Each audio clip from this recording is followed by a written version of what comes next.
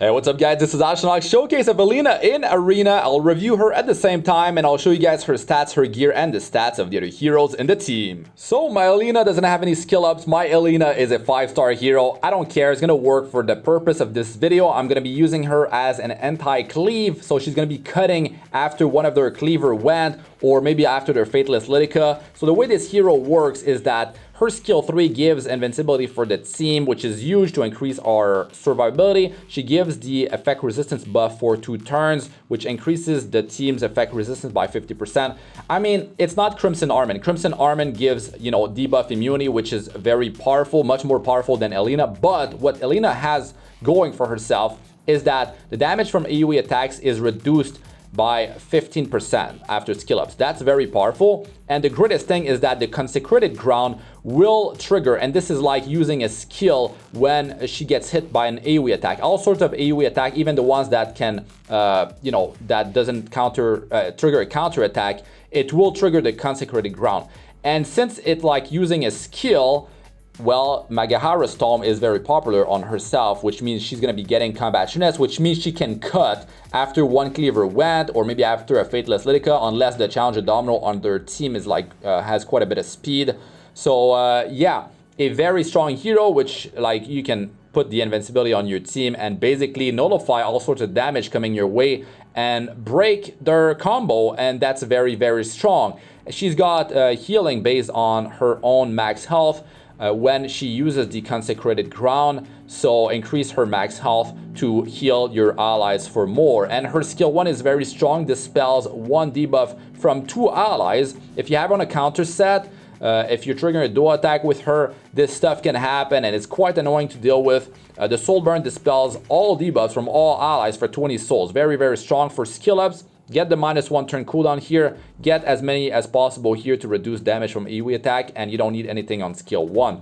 Memory Imprint, attack percentage for back and bottom position, quite strong if you want to squeeze that extra bit of damage. For herself, effect resistance, if she's paired with like bruisers and tanky heroes, then get effect resistance so she doesn't get controlled, and you can, remove debuffs from your team. So stack a bunch of effect resistance, and also increase her survivability as well. Now, in terms of stats and gear, the stats, they definitely are on the lower side. She's only a 5-star hero. So I have her on speed and immunity. It's important that you have enough speed so you can cut with MolaGora's Tome after their first cleaver goes or their Faithless Litica. A very powerful hero. If you don't have much speed on your Elena because you don't have the gear, maybe your speed gear is on other heroes, you can pair her with General Purgus to get even more combat finesse and secure that cut with the invincibility on your whole team. So this is her gear, nothing crazy to be honest. 227 speed will allow her to get up to like 300 speed worth of combat finesse at the start of the battle if they use an AoE attack versus her, because of my maxed out MolaGora's Tome, which is extremely powerful. I don't have much effect resistance on her, but I have, the immunity set, which is definitely going to be coming in handy. And now for the stats of the heroes that were in this video with Elena. So I had Seaside Bellona, Haste, Charles, and Fallen Cecilia. So aim for different elements so you can fight various teams. Make your hero slow with high offensive power. Do not fight teams which have a buff removing hero, because you need to protect that invincibility. You need to protect that, debuff immunity, that immunity set across all your team. So don't fight Bazaar, Benevolent Roman, Alencia, Ceres, that restrict debuff can mess you up and not get that combat finesse push on Elena so she can cut and get that invincibility on your team. So make sure you don't make that mistake. You don't attack those teams because it's gonna go real bad. So Fallen Cecilia is there to protect versus Faithless Litica's skill 2, because the barrier will get removed before the immunity set. So that's a way for you to protect the immunity set on the rest of your team versus Faithless Litica or other heroes that are able to remove 1 buff from your heroes. Now I'm going first on this one, and well, we have immunity, so we don't have to worry about these debuffs coming our way. Let's see if we can deal enough damage here. I'm gonna have Charles, actually it's Seaside going first, unfortunately. I need to make my Charles a bit faster.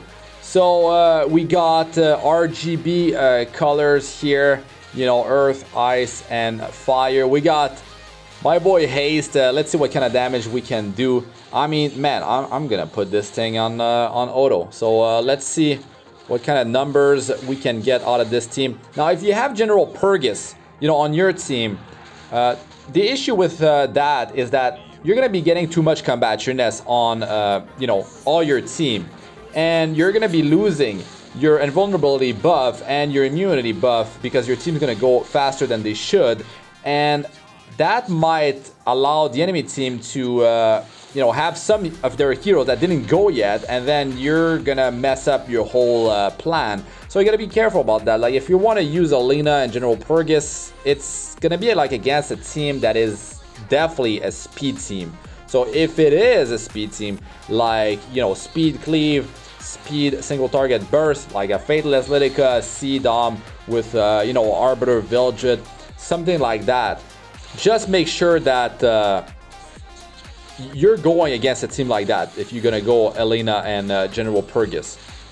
So we got, you know, we got almost our whole team down, going pretty well here, and yeah, easy mode, man. Just have Elena protect your team, and you're gonna do pretty great. Look at these debuffs getting removed, and now Charles is gonna deal a ton of damage versus Dizzy, and okay, Haste didn't finish it off because it's fire versus ice.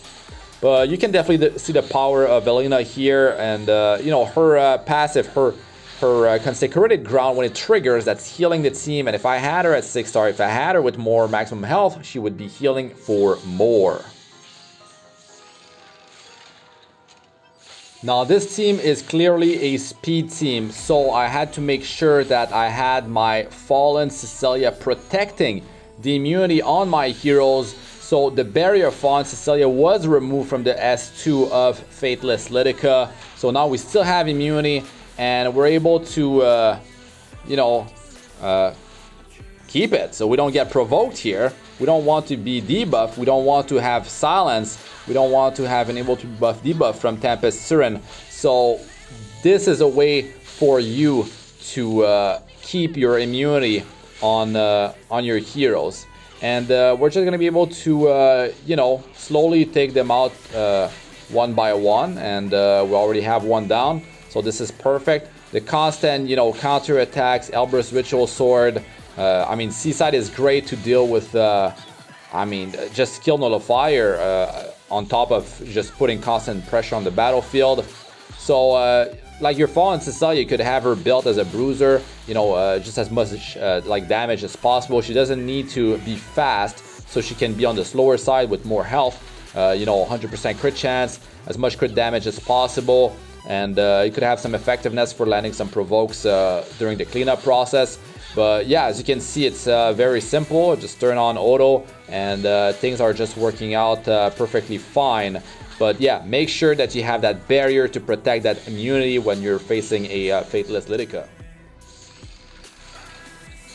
So what you need to have in your team is Elena needs to be, you know, fairly fast enough so she can go after, you know, an AoE attacker and put that you know, invulnerability up on your team, invincibility up. And you need to have your damage dealers slow as possible. Have your attack buffer go first.